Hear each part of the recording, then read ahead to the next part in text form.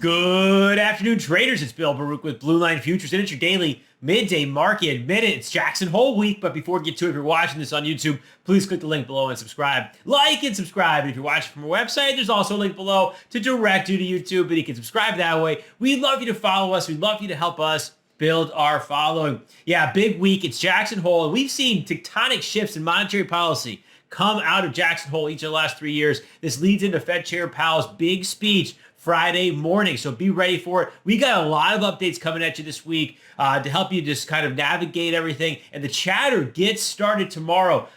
Richmond Fed President Barkin talks early tomorrow morning. You have Chicago Fed President Goolsbee, others as the day develops. So a big week ahead coming from Jackson Hole. Again, we have a lot of research, a lot of actionable ideas coming your way.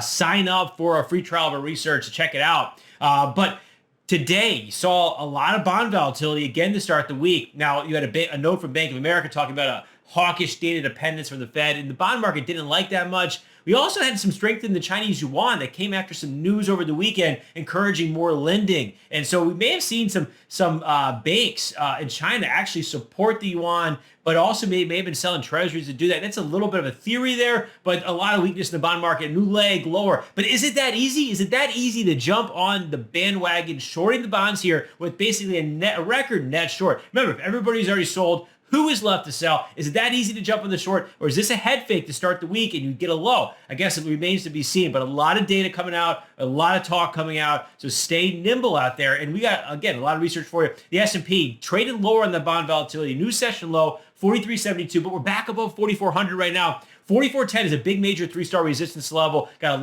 number of levels above there because a lot of damage last week. There's be a lot of supply to repair and get through. There's some NASDAQ levels highlighted in the Morning Express as well, but it is trying to close in on 15,000. So keep an eye on that.